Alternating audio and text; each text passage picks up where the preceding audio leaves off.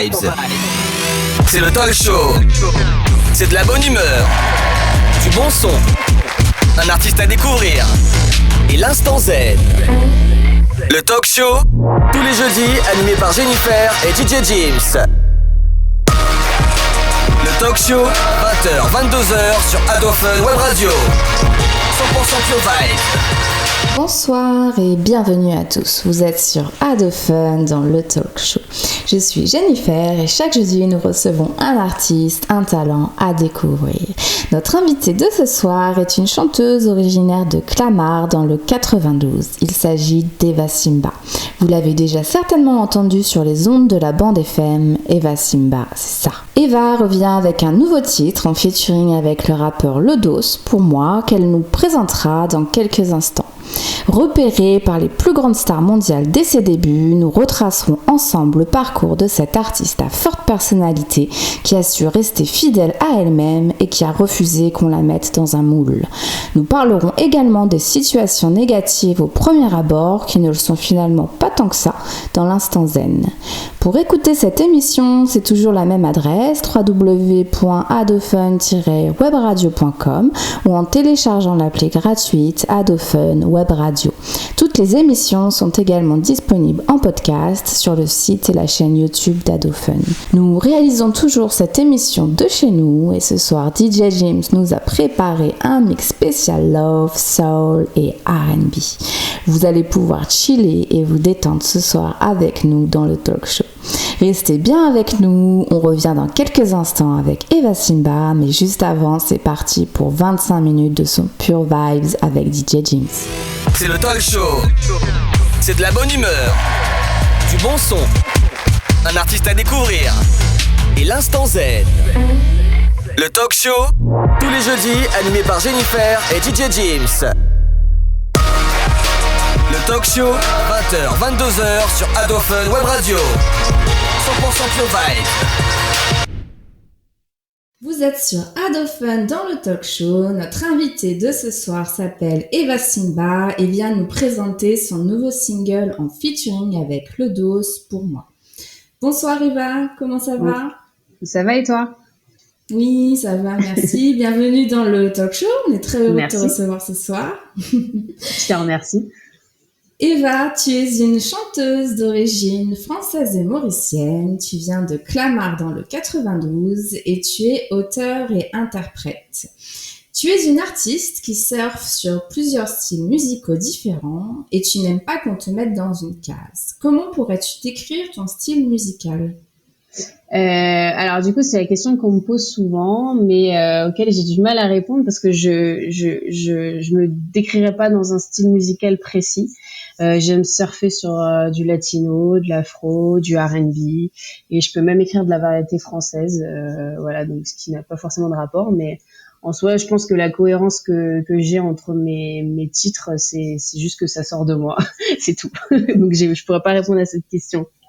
Voilà. Qui sont les artistes qui t'inspirent? D'où viennent tes influences? Alors, d'où viennent mes influences? Je suis née dans une famille où la musique est vraiment très très très importante.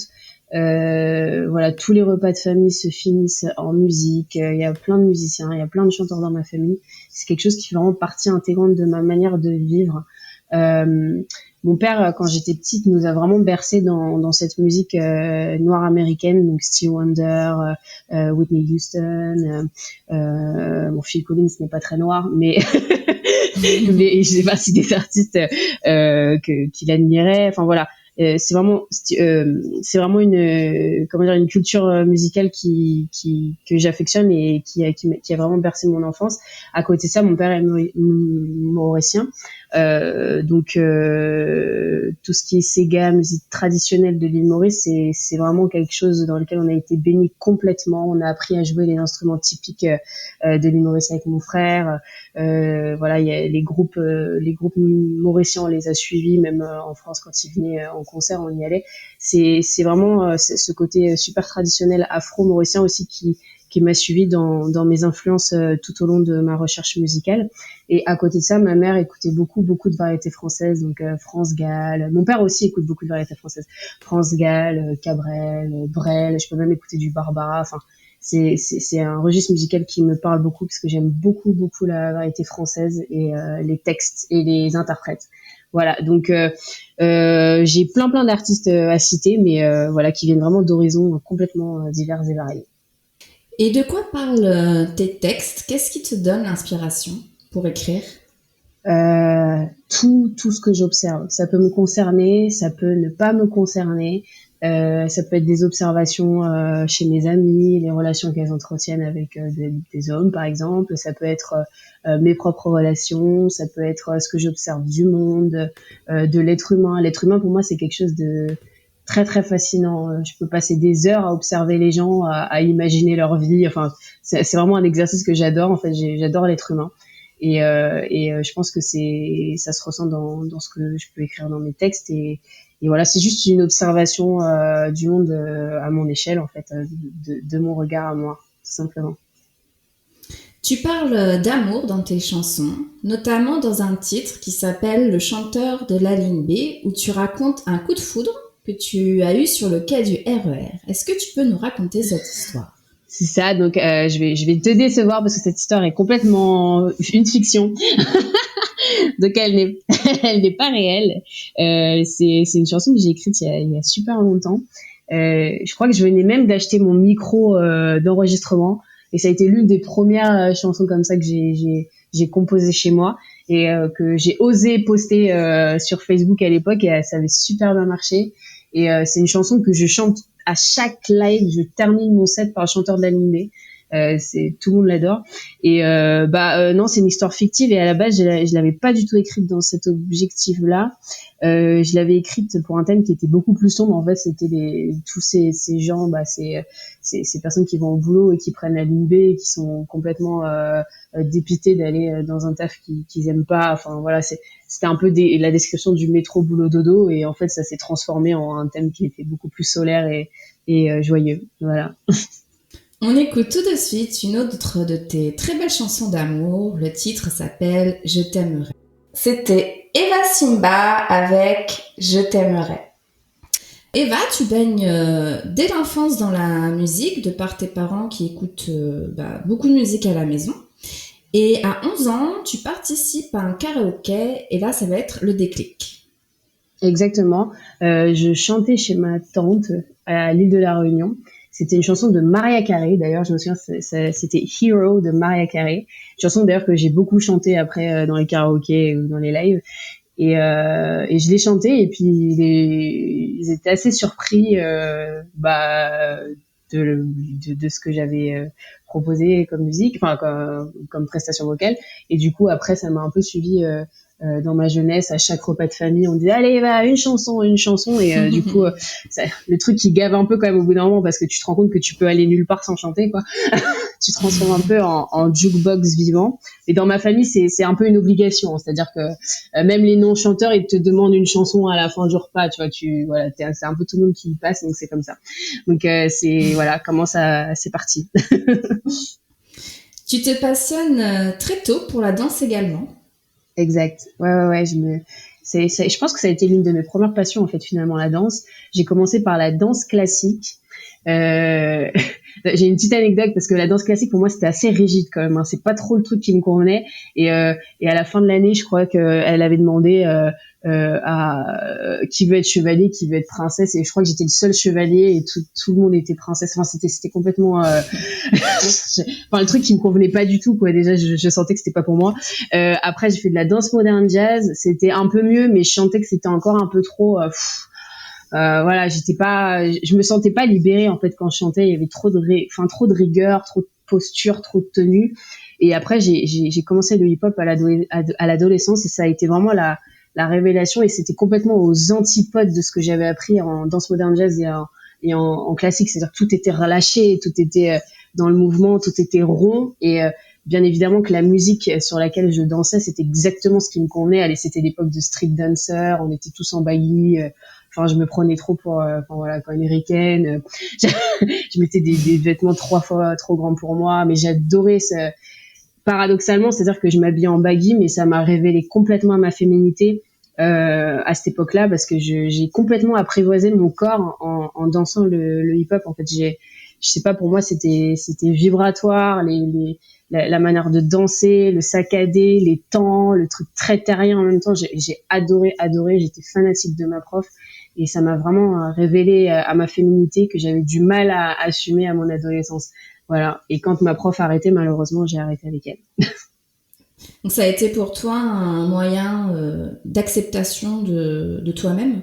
Exactement, complètement d'acceptation de ma féminité, d'acceptation de mon reflet dans le miroir, d'acceptation que j'avais mon corps, que j'avais des formes, que ça pouvait être beau. Voilà, j'avais quand même des standards, des critères de beauté qui étaient assez figés quand j'étais plus jeune. Pour moi, c'était soit t'es mince, soit t'es moche. Enfin, en gros, c'est ça. Et enfin très très mince quand je dis ça, mais du coup, j'ai complètement changé. Et même pareil, j'avais du mal à accepter la nature de mes cheveux. C'est-à-dire que j'ai les cheveux bouclés. Pourtant, avant, tu as de très beaux cheveux. Hein. Merci, c'est gentil.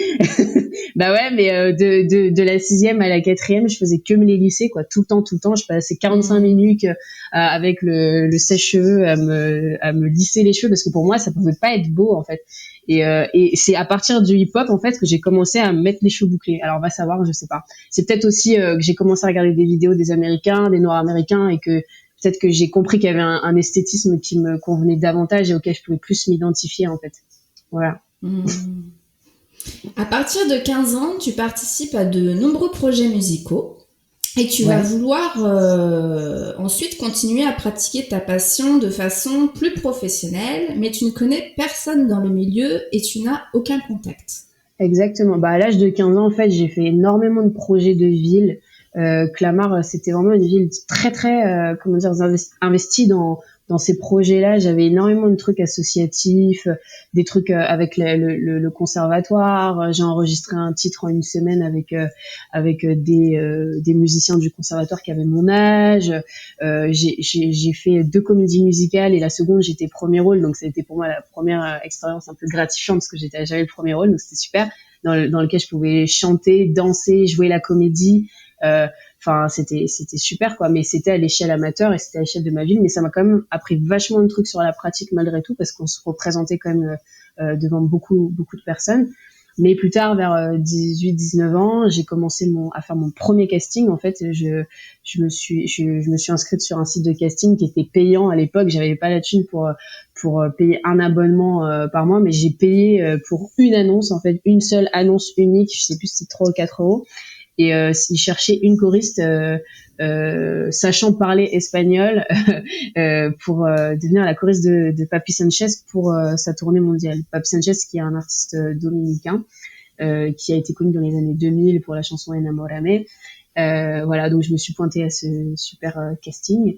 J'étais entourée de personnes qui étaient vraiment beaucoup plus âgées que moi. Enfin, vraiment plus, faut pas exagérer non plus. Elles avaient entre 25 et 30 ans. 25 et 30 ans, mais moi à l'époque j'avais 18 ans, donc les 30 ans c'était vieux. Voilà. Et je me suis dit, mais comment je vais faire? J'ai jamais fait de casting de ma vie. Elles sont rodées, je les vois, elles font des étirements. Je savais même pas qu'il fallait danser. Enfin bref, c'était complètement n'importe quoi. Et j'apprends au casting en plus qu'il fallait apprendre une chanson. Sauf que moi, j'avais pas reçu la chanson. Donc, c'était la chanson qu'on devait faire, donc Enamorame. Donc, j'apprends les trucs en mode bourrage de crâne en 5 minutes avant de passer. Et du coup, la directrice de casting, elle me dit, bon, bah, t'es revenue pour la prochaine étape. Et en fait, à la prochaine étape, on n'était plus que 2 en réalité. Donc, j'étais face à une chanteuse qui s'appelle Sofia Muntassir, d'ailleurs, c'est une chanteuse qui a fait pas mal de choses, des comédies musicales et tout. C'est vraiment une professionnelle, quoi. Et en fait, je pense que ce qui a joué, c'est que physiquement, je ressemblais peut-être plus à une latina qu'elle, et donc ça a peut-être joué en ma faveur. Et voilà, l'espagnol je parlais, mais c'était pas non plus voilà, je parlais espagnol, mais c'était pas ma langue voilà de prédilection non plus. Et voilà, donc j'ai été prise et ça a été une super expérience pour moi. Donc tu décroches le casting et tu pars en tournée. Comment tu as vécu cette période? Quels souvenirs tu en gardes? Est-ce que c'était quelque chose d'impressionnant pour toi? C'était super impressionnant. Je me retrouvais à 18-19 ans avec des personnes qui sont vraiment dans le métier, des organisateurs de tournées. On était 4 à voyager à chaque fois. Donc j'étais toujours avec Papi Sanchez et 2 organisateurs de tournée à chaque fois, à chaque rotation. On a fait toute la France et c'était super impressionnant parce que c'est la première fois que je chantais devant autant de public aussi. Je passais du conservatoire de Clamart à des salles de 2000 personnes. Enfin, c'était énorme pour moi. Et en plus, ils parlaient beaucoup espagnol. C'est-à-dire que les organisateurs étaient franco-espagnols, mais enfin pas espagnols, mais franco-dominicains, je crois. Et du coup, ils parlaient beaucoup espagnol parce que du coup, le Papi Sanchez était dominicain, donc il lui parle pas un mot de français. Donc c'était super compliqué parfois de suivre, surtout que moi j'avais l'espagnol scolaire, hein, c'est-à-dire l'espagnol d'Espagne, ça n'a rien à voir avec l'espagnol de République dominicaine, hein, c'est-à-dire qu'il bouffe tous les mots, on comprend rien, quoi. J'étais là en train de déchiffrer le truc, et en même temps j'avais ma timidité qui m'empêchait de parler. Enfin, c'était vraiment humainement, c'était un sacré défi pour moi, surtout je suis une ancienne timide mais maladive, quoi. J'appuyais pas sur le bouton du bus pour descendre parce que j'avais honte. Je voulais pas aller à la boulangerie quand j'avais 8 ans parce que j'avais peur de demander à ce qu'elle me rende la monnaie alors qu'elle doit pas me la rendre. Enfin, j'ai été vraiment complètement con, quoi. Donc là, à 18 ans, 19 ans, j'étais encore dans des phases où j'étais encore un peu timide quand même. Donc voilà. Mais sinon, au-delà de ça, ça a été une super expérience. Bien évidemment, il y a des super beaux hôtels. Enfin, j'étais toute seule dans ma chambre, mais je me suis dit, mais où est-ce que je dors? C'était dingue. Du coup, j'envoyais à ma mère. Enfin, c'était vraiment, j'étais propulsée dans un truc qui était pas du tout mon monde, quoi. Mais super expérience. Tu décides tout de même de continuer tes études et malgré ça, l'appel de la musique se fait toujours sentir et tout est prétexte pour faire des choses artistiques. Exact. C'est vrai, j'ai continué mes études, je suis allée en DUT, après je suis allée en licence du spectacle et en master management de la musique. Et au cours de ces études-là, en fait, j'ai fait énormément de stages dans des salles de concert, dans des boîtes de production, des bookers, dans des agences de communication pour artistes. C'est-à-dire que je m'occupais d'artistes, je m'occupais de leur carrière, j'organisais les tournées, la logistique, je réservais les hôtels, machin. Mais à côté de ça, j'étais frustrée de pas pouvoir le faire moi.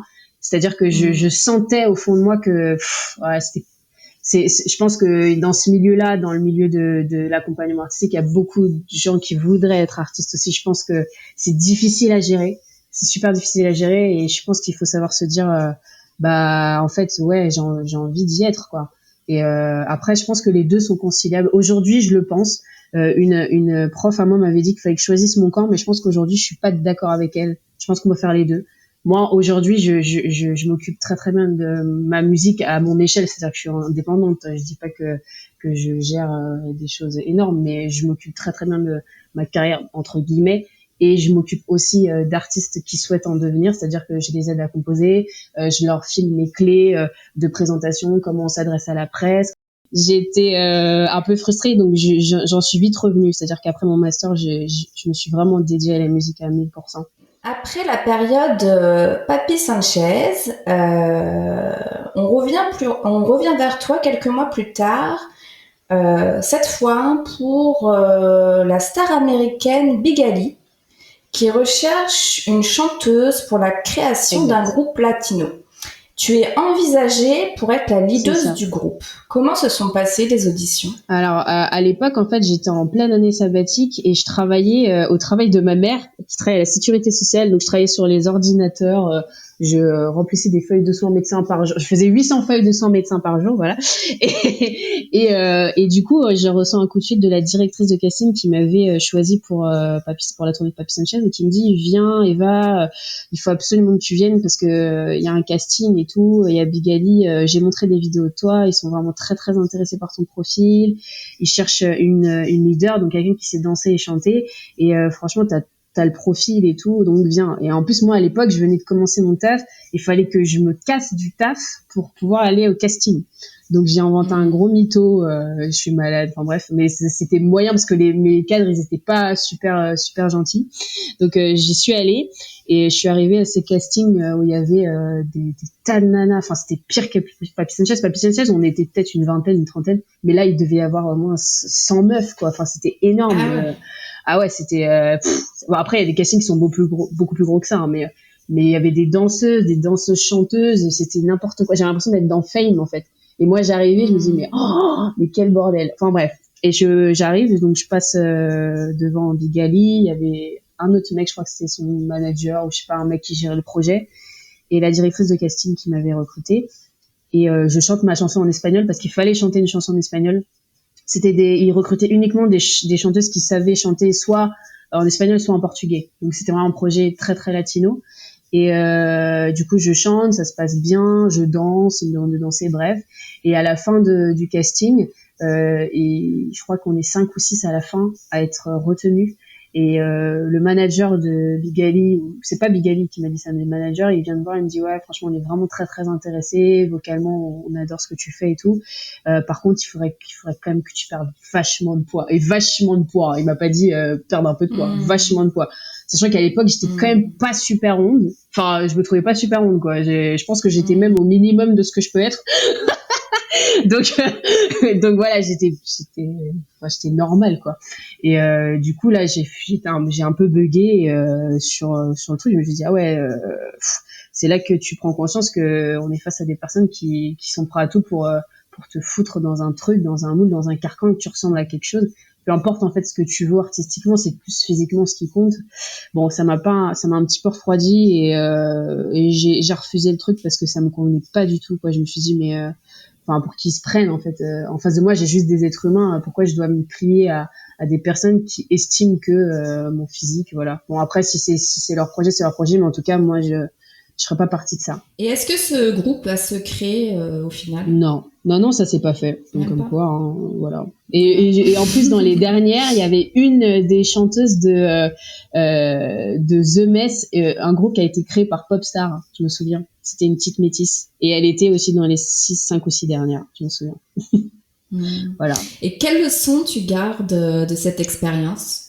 Je pense qu'il faut pas trop se travestir, faut rester vraiment qui on est. C'est-à-dire que moi je dis pas non à un petit stylisme, je dis pas non à ça parce que je trouve que ça c'est intéressant, ça fait partie du visuel, ça m'intéresse et tout, mais à partir du moment où on te dit ah non mais là perdre du poids ou sinon c'est mort, enfin après c'est un choix, hein, il y a des filles qui vont le faire et il y a plein de filles qui le font, hein. Je pense que c'est connu même dans les chanteuses connues, il y a plein d'artistes qui ont perdu du poids, hein. Mais bon, si c'est une condition sine qua non à rentrer dans un projet, je pense que ça vaut vraiment pas le coup de le faire, quoi.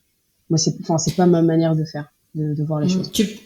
Tu préfères rester fidèle à toi-même et à qui tu es? Exact. Ouais. Je pense que c'est important de rester soi-même. Est-ce que tu dirais qu'aujourd'hui, que la musique, c'est ta raison de vivre?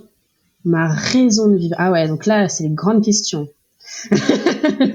Ma raison de vivre, c'est-à-dire ce pourquoi je vis. Alors peut-être mission de vie, je sais pas. Je sais pas si c'est une mission de vie, mais je pense que c'est un outil pour servir peut-être une mission de vie. Je sais pas. Il y a peut-être des choses à dire et c'est un canal qui m'est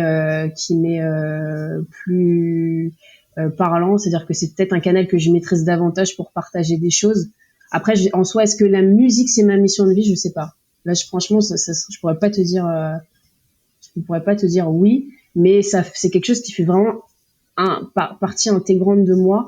Après, je pense que on a tous des prédispositions dans certaines choses. Après, on décide de les exploiter ou pas. Ça se trouve, j'aurais poursuivi dans la danse, ça aurait été la danse. Mais la musique fait vraiment partie de moi depuis que je suis toute petite. Ça fait partie de mon éducation, ça fait partie de ma manière de vivre. Mais en soi, si j'ai choisi de développer ça aussi, ça a été un choix aussi. Voilà. On écoute tout de suite le titre Sais-tu. C'était Eva Simba avec Sais-tu. Est-ce que tu peux nous expliquer un petit peu cette chanson, ce que tu as voulu partager? Ouais, en fait ça revient un peu à la question que tu m'as posée avant, c'est sais-tu pourquoi tu vis, alors c'est vrai que les 2 premières phrases sont un peu ok un peu fortes, mais en fait c'est juste je pense qu'il faut tendre vers quelque chose qui nous rend heureux, qui nous fait vibrer. Et que si on est dans un truc qui nous freine, qu'on sent que ça va pas, je pense qu'il faut qu'on fasse confiance à nos intuitions, en fait. Et qu'il y a plein de gens, moi je le vois hein, dans mes élèves, je vois énormément d'élèves par semaine, il y a eu de super belles évolutions, des personnes qui se sentaient pas du tout en phase avec ce qu'ils faisaient, par exemple dans le travail, dans la personne avec qui ils étaient, et ça a changé pas mal de choses. La musique, ça nous ouvre des vannes. Et je pense que cette chanson-là, elle s'adresse vraiment à tout le monde. Et je suis contente qu'elle soit passée en radio parce que franchement, je pensais vraiment pas qu'elle passerait en radio.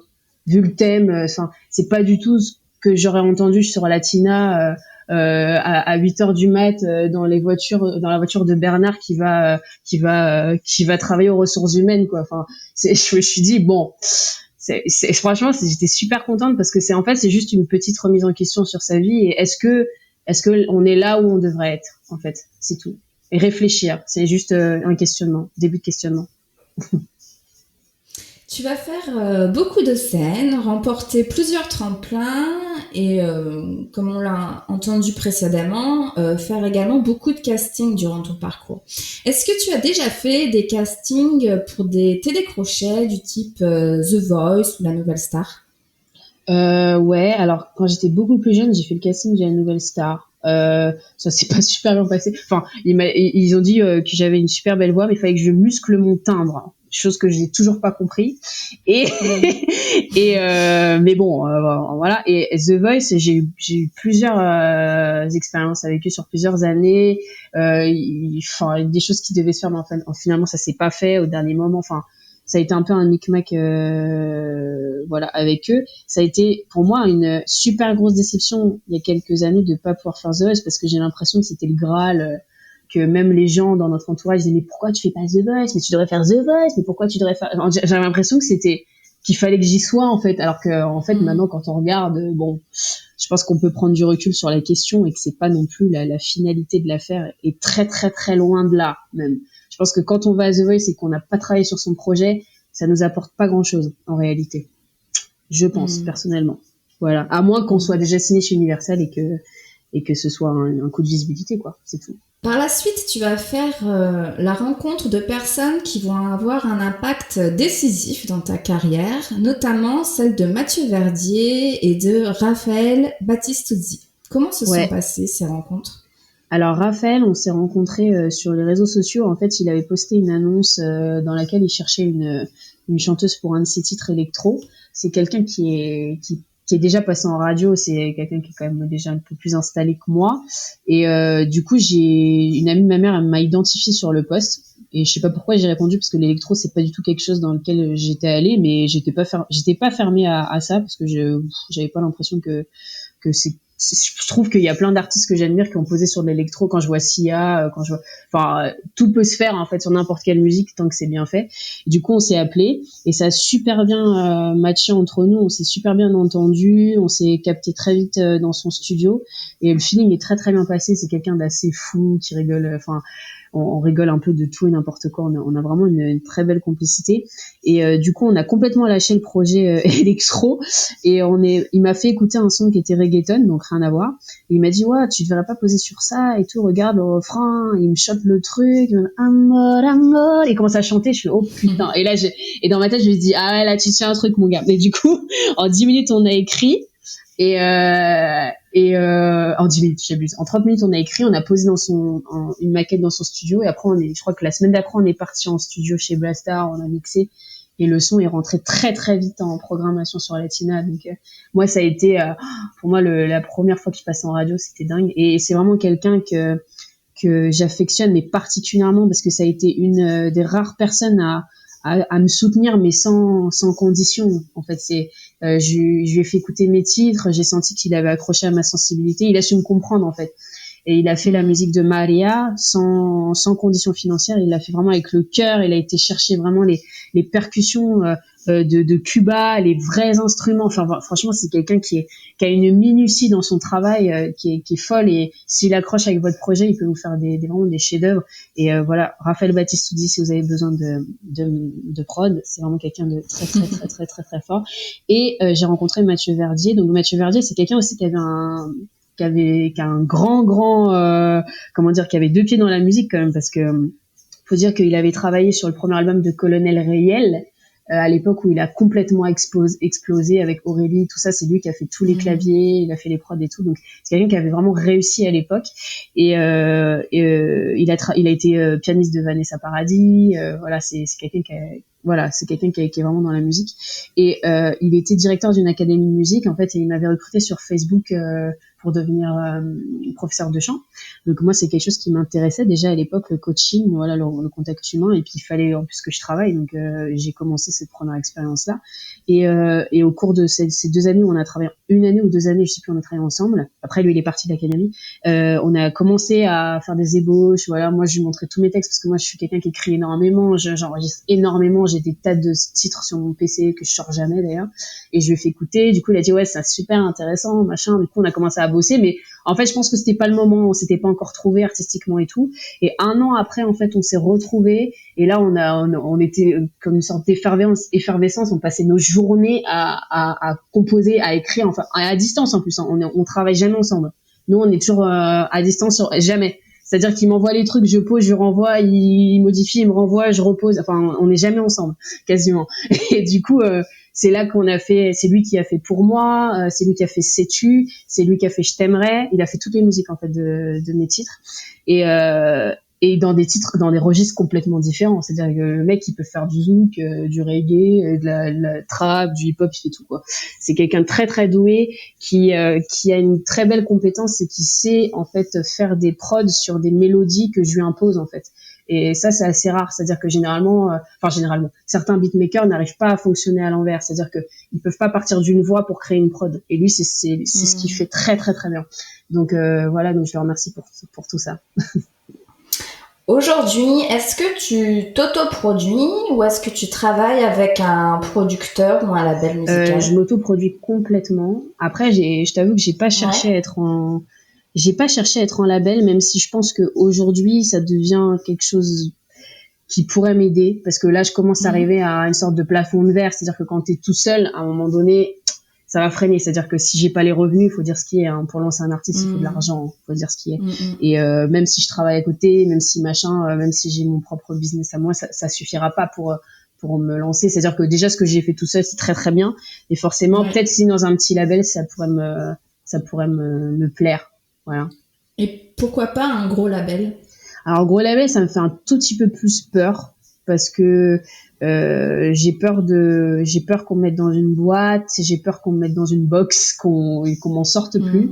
Et c'est pas ce que je recherche. J'ai vraiment envie que, en tout cas, s'il y a un gros label qui me comprend musicalement, ça pourrait le faire. Parce que c'est vrai que j'admire des artistes qui sont en gros label aussi, donc c'est possible. Maintenant, vu ma cohérence entre guillemets artistique, je sais pas, forcément je vais y perdre une partie de moi peut-être, je sais pas. Donc à voir, à checker, hein, s'il y a des intéressés, à discuter. Ouais. L'appel est lancé. C'est ça, on sait jamais, hein, on va pas se fermer les portes toute seule.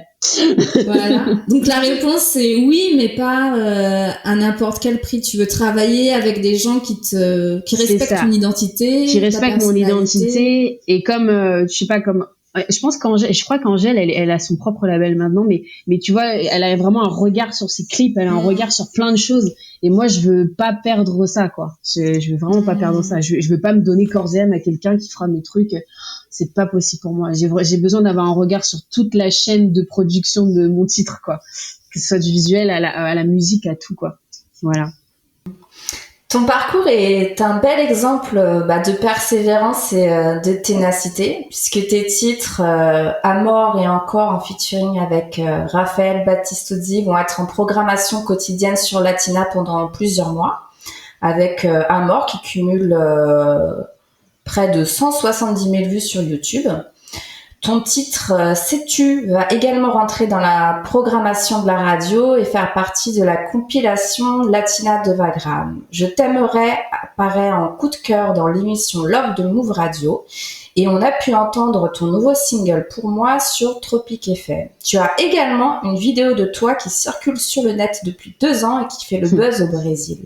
Comment est-ce que tu vis tous ces succès? Je le vis super bien dans la mesure où à chaque fois qu'il y qu'il y a un petit pas de franchi, une petite victoire, pour moi, c'est énorme parce que quand t'es seul, forcément, c'est gratifiant parce que tu sais que en fait, le résultat par exemple, même s'il est passé 2 ou 3 fois sur Tropic FM, tu sais que c'est parce que tu les as harcelés 1000 ans.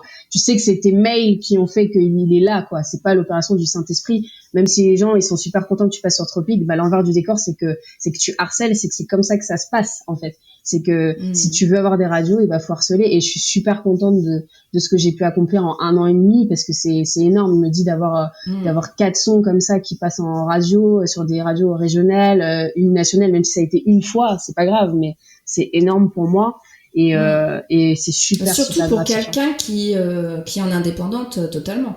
Ouais, c'est ça, c'est super gratifiant. Alors bien évidemment, je suis entourée de personnes qui sont très très douées, quoi. Très très douées. Je suis entourée de personnes qui ont une vision artistique dingue, donc forcément ça aide à me booster et à concrétiser quelque chose. Mais c'est vrai que ça demande beaucoup de recherche. Par exemple, aujourd'hui, pour avoir un son avec une qualité audio qui puisse passer en radio, c'est pas tous les studios qui savent faire ça. Alors forcément, faut que tu mettes le prix. Forcément, ça coûte de l'argent. Faut se renseigner. Faut être avec les bonnes personnes. Donc c'est du temps, de l'énergie, de l'argent. Mais quand on a ces petites victoires, c'est sûr que c'est super gratifiant. Super. Est-ce que tu es quelqu'un qui a la foi, Eva? Est-ce que tu crois en quelque chose de plus grand ou en la destinée? Alors, la foi, oui. J'ai la foi en les énergies. Alors, j'ai été élevée dans une famille catholique. Ma mère est très catholique, très pratiquante. Maintenant, voilà, je pense qu'il y a des choses à apprendre et à laisser dans chaque religion. Aujourd'hui, on a une nouvelle religion qui s'appelle le développement personnel. Et je pense que même là-dedans, il y a des choses à prendre et à laisser. Et le but, c'est de faire sa tambouille et réussir à mieux vivre avec les autres, avec soi-même, avec le bon recul. Et je pense que c'est ça la bonne chose. Et croire effectivement qu'il y a quelque chose de plus grand, moi, c'est quelque chose auquel je crois. C'est forcément, il y a des énergies, il y a quelque chose qui se passe. Même quand on est face à une personne, qu'on ressent quelque chose, il y a une énergie. Donc forcément, il y a quelque chose d'impalpable qu'on maîtrise pas. Et ça, je crois vraiment aux énergies, en tout cas, qu'il faut être dans une énergie positive. Moi, je pense qu'il me serait pas arrivé tout ce qui m'est arrivé si j'étais pas dans une énergie créatrice, productive, positive. Je pense que t'attires pas les bonnes choses si t'es pas dans un bon mental. Voilà, exact.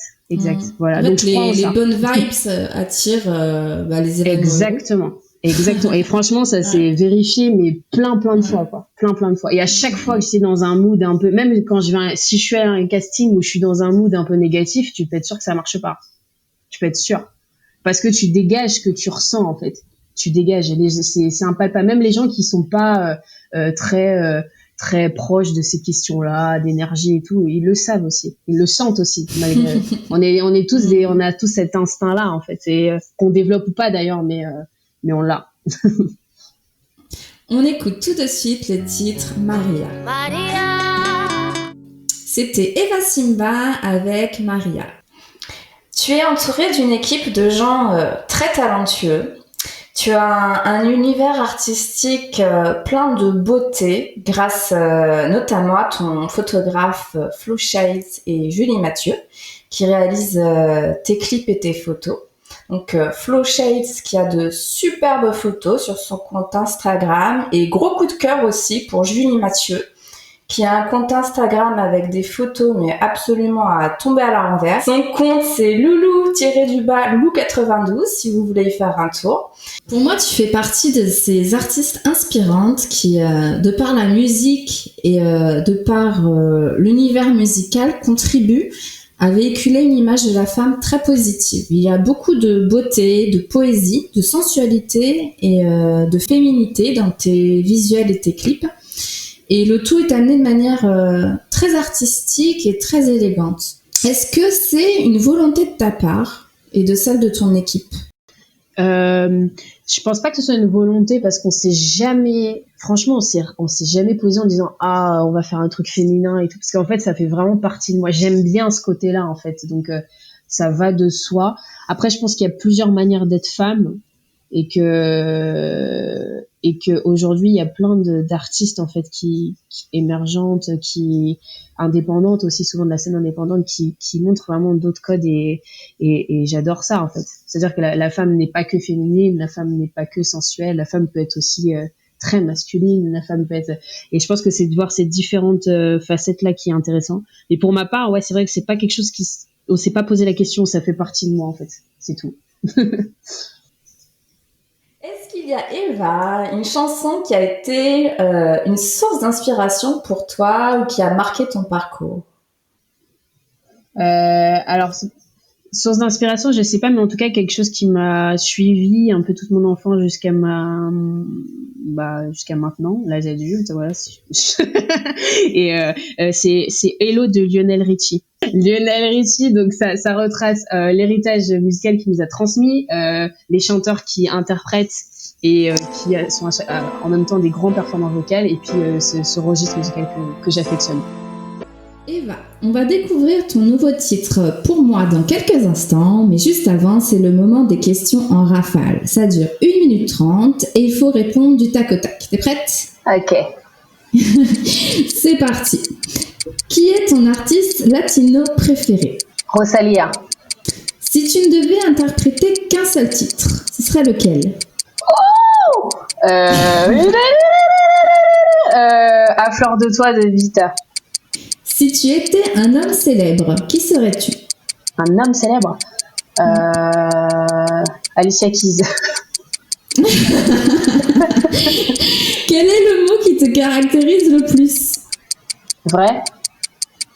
Quel animal pourrait te représenter? Un panda. Quelle est ta plus grande qualité? Mon empathie. Quelle est la valeur la plus importante à tes yeux? L'amour, si on peut dire que c'est une valeur. Quel est ton plus grand défaut? Je ne sais pas déléguer. Combien de coups de foudre as-tu jusqu'à présent? Coup de foudre artistique, coup de foudre tout confondu. Coup de foudre. Il n'y a pas de chiffre à donner, hein. Je dirais une dizaine. Quel est le meilleur conseil que tu aies reçu? Tous les mots qui sortent de ta bouche doivent avoir une résonance dans ton vécu personnel. Wow. Si tu avais un conseil à donner aux chanteurs ou chanteuses qui se font éliminer d'un casting, ce serait quoi? C'est que le début. De quoi es-tu la plus fière? Ma famille. Ok, c'est fini. Merci Eva. Vous êtes sur Adofun dans le talk show et on découvre tout de suite le nouveau titre d'Eva Simba en featuring avec Lodos, Pour moi. C'était Eva Simba avec Pour moi. Est-ce que tu peux nous parler de ce titre et de cette collaboration avec Lodos? Alors, Lodos, donc en fait, Momo, c'est un des rappeurs du groupe Lodos, donc en fait, ils sont deux, Lodos. On s'est rencontrés en fait super jeunes, on avait peut-être 19-20 ans, justement dans ce fameux job étudiant à la sécurité sociale. Lui aussi, il était en job étudiant, et en fait, on s'est parlé et on s'est rendu compte qu'on faisait de la musique tous les deux. Et moi, je trouve que c'est quelqu'un qui a énormément de talent. Et en fait, il m'a fait écouter un son. J'étais chez le coiffeur, je me rappelle. J'étais chez le coiffeur, il me fait écouter un son, il me fait ouais Eva, dis-moi, parce que parfois il me demande mon avis en fait. Dis-moi ce que t'en penses et tout, j'ai enregistré ça et tout, et j'aimerais bien faire un concours sur Instagram, tu sais, à demander à des chanteurs de poser dessus et tout. Et genre j'écoute et j'entends j'ai ton cœur de et rien que ça j'étends et j'ai dit ah ouais, écoute-moi, il y a pas de concours déjà. Parce que je vais poser dessus, d'accord? Donc il y a pas de concours, au revoir. Et il était mort de rire. Et du coup, en fait, j'ai quitté le coiffeur et je me souviens, j'étais coiffée mais comme un pied, c'est-à-dire que le mec n'a pas su coiffer mes cheveux, donc du coup j'avais un sapin à la place de la tête. Je me suis barrée du coiffeur et j'ai été enregistrée direct ma partie en fait. En fait, je l'ai envoyé dans la journée la partie. Okay. Il m'a fait ah ouais, d'accord, donc il a pas eu le choix. Voilà comment ça s'est passé.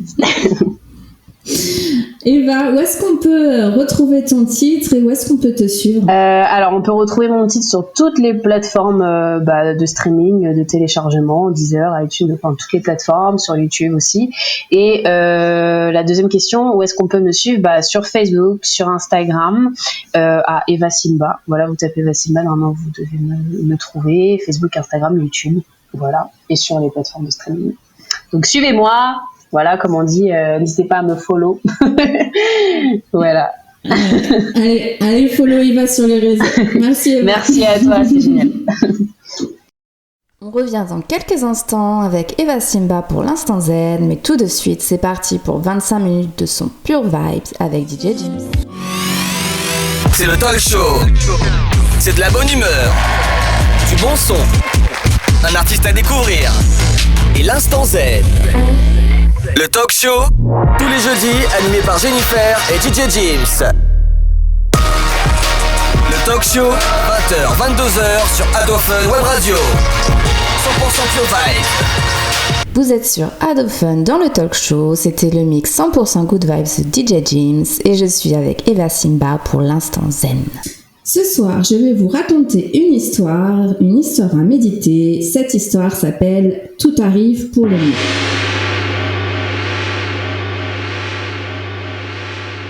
Un roi régnait, comme tous les grands rois, entouré de nombreux conseillers. Il avait pour premier ministre un homme plein de sagesse qui répétait toujours « Tout arrive pour le mieux ». Ces paroles agaçaient son entourage qui ne comprenait pas toujours ce qu'il voulait dire. Un jour, en chassant, le roi se coupa accidentellement le petit doigt. Fou de douleur, il retourna au palais tenant sa main blessée.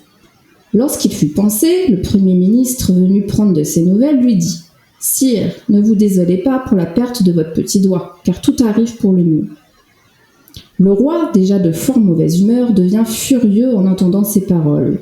Il ordonna à ses gardes de jeter immédiatement le ministre en prison. Quelques jours plus tard, le roi repartit seul chasser dans la forêt. Ayant lancé son cheval au galop derrière un grand cerf, il se retrouva en territoire ennemi. Un silence lugubre régnait dans la forêt sombre. Alors qu'il s'apprêtait à faire demi-tour, le roi fut capturé par des guerriers féroces qui décidèrent de l'offrir en sacrifice à leur déesse de la guerre. Mais au moment de lui couper la tête, ils remarquèrent qu'il lui manquait un petit doigt. Seuls les hommes en pleine santé étaient jugés dignes d'être sacrifiés. Les guerrières rendirent donc sa liberté au roi, qui s'empressa de rentrer chez lui. Le roi se souvint alors des sages paroles du Premier ministre. Tout arrive pour le mieux. Il réalisa que s'il ne s'était pas coupé le doigt par mégarde, les guerriers lui auraient assurément tranché la tête. Il fit relâcher son conseiller, et lorsque celui-ci comparut devant lui, le roi lui demanda curieux : « Si tout arrive pour le mieux, quel bénéfice as-tu obtenu de ta semaine en prison ?»« Sire, répondit le Premier ministre, j'accompagne toujours votre majesté partout. Si vous ne m'aviez pas fait enfermer, je vous aurais suivi à la chasse et j'aurais été capturé avec vous. Vous vous avez épargné grâce à votre blessure, mais moi, on m'aurait certainement coupé la tête à votre place. C'est pourquoi, sire, bien souvent, il nous faut regarder au-delà des mésaventures de la vie, et même si elle nous désole sur le moment, garder confiance, car tout arrive pour le mieux. »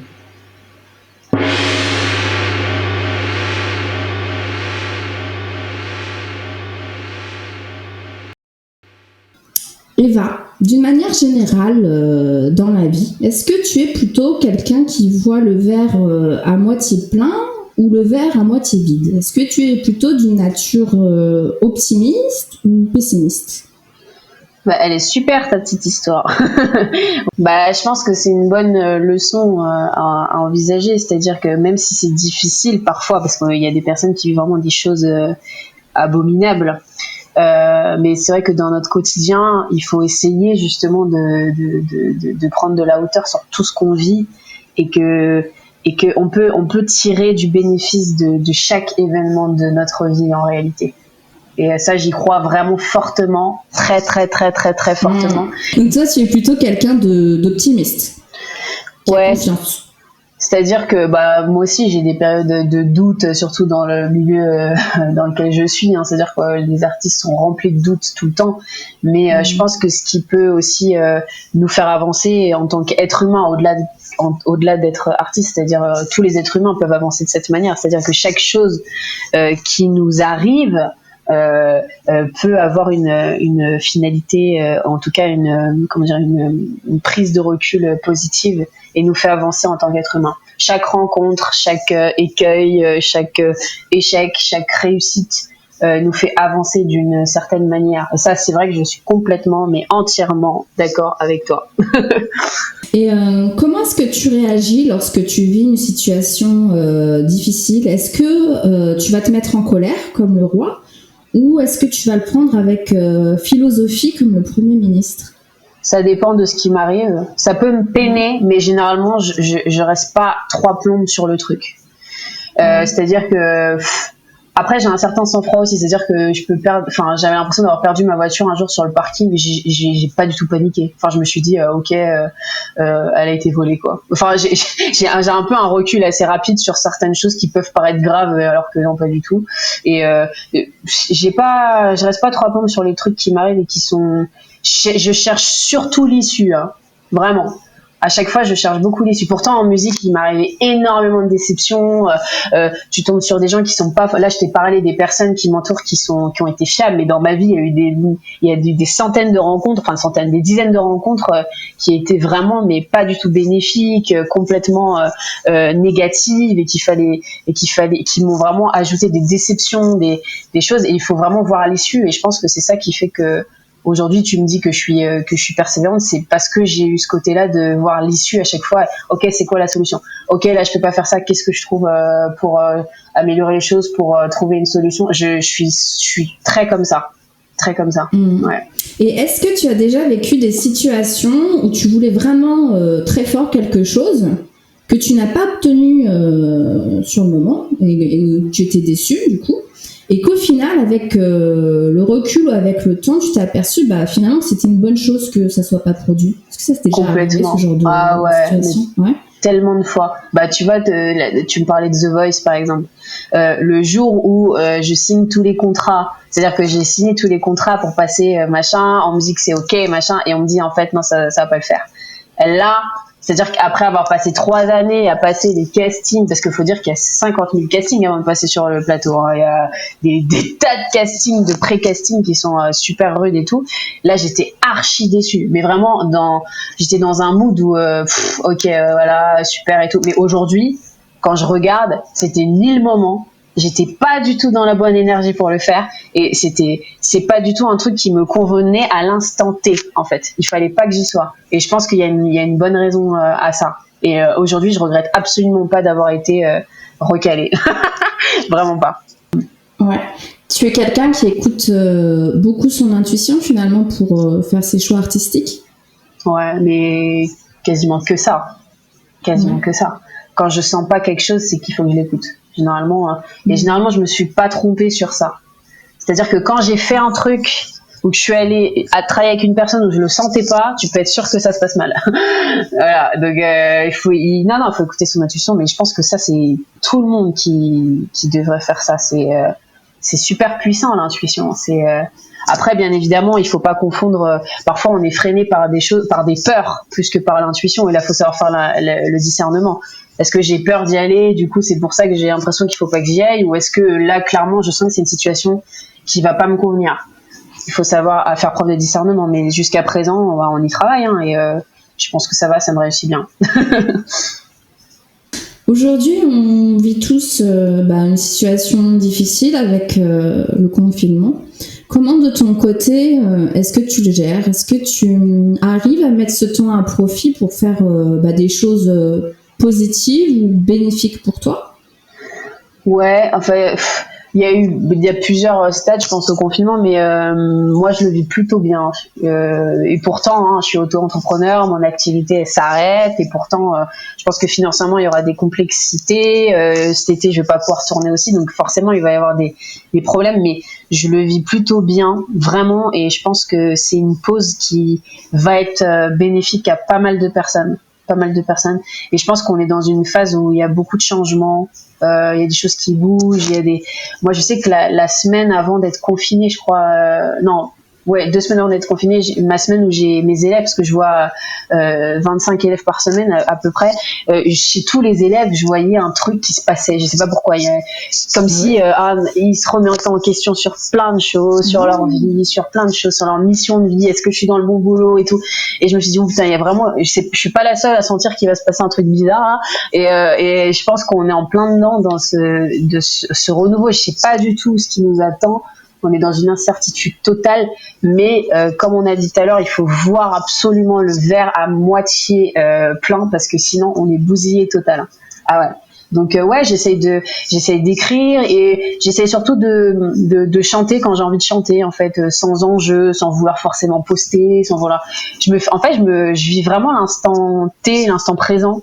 Est-ce que tu prends plus soin de toi?